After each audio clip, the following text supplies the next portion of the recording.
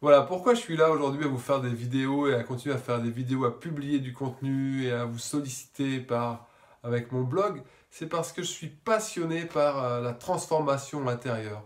L'aventure intérieure, c'est ce qui a le plus de sens aujourd'hui à mon existence.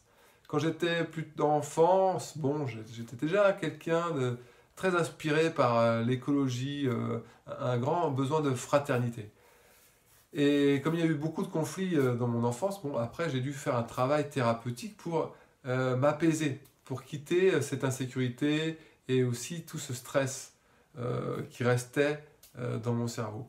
Et finalement, à vouloir être un citoyen écologique et à chercher des solutions, et même à être anxieux de ne pas réussir à mettre en œuvre des solutions écologiques, quand j'ai arrêté d'être marionnettiste, comédien, et que je suis devenu thérapeute, bioénergéticien, et puis après psycho-énergéticien, alors là, tout d'un coup, je me suis dit, ben voilà, là, je fais vraiment l'écologie, je fais de l'écologie intérieure, je libère mon stress, je libère mon anxiété, qui sont comme une pollution à l'intérieur de moi. C'est une information à mes cellules, c'est une information à mes gènes qui n'est pas écologique, qui nuit à ma santé, qui nuit à mon bien-être.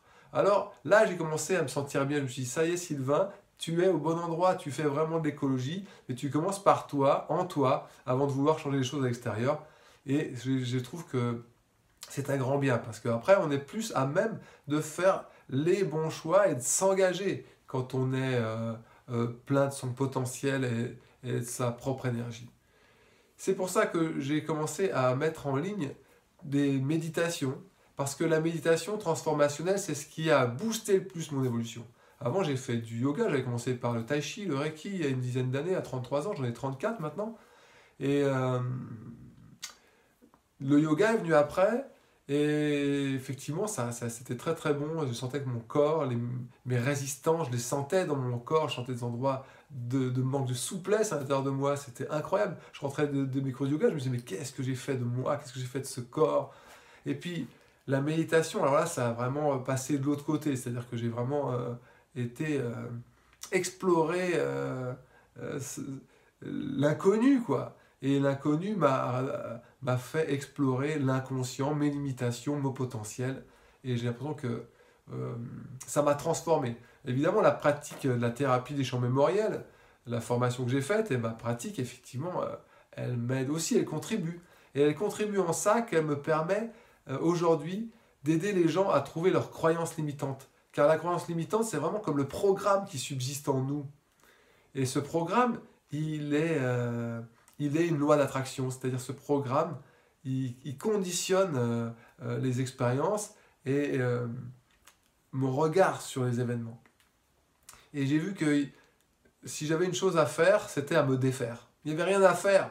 Il y avait juste à me défaire de toutes ces informations de souffrance, du passé, d'insatisfaction, et puis de rechercher un état d'esprit qui soit l'état d'esprit le plus propice à, à laisser s'exprimer mon intuition, ma créativité, et voilà. Et c'est comme ça que j'en suis là maintenant à faire cette vidéo, quoi, hein.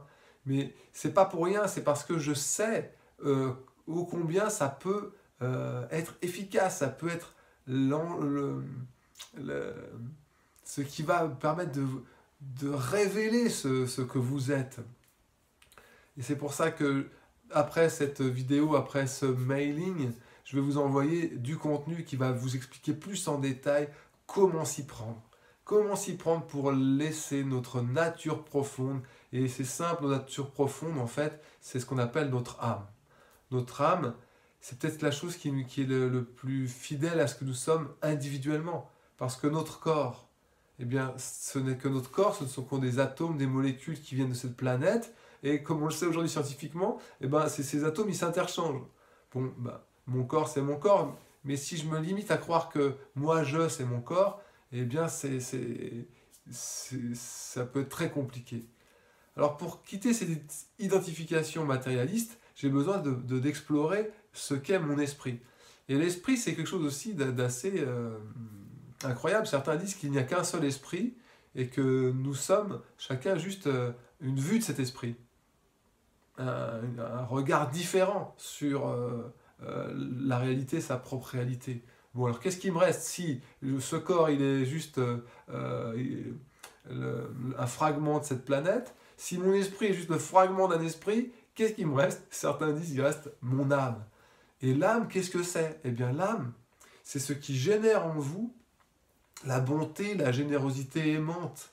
C'est ce qu'appellent les bouddhistes la compassion. Et j'ai fait des méditations transformationnelles, des montées de Kundalini, des explorations mystiques, des éveils de la glande pinéale, du troisième œil. Ce qui a été le plus incroyable, c'était simplement de m'approcher du souffle, d'explorer ma respiration et de sentir que ce qui avait de plus près de ma respiration, c'était mon âme, c'est-à-dire une bonté inhérente à ma personne.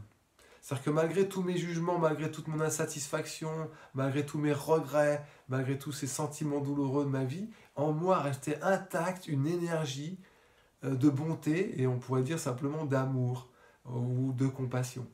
Et chercher à rencontrer ça en vous, c'est vous réconcilier avec vous et avec toute votre histoire et avec votre vie.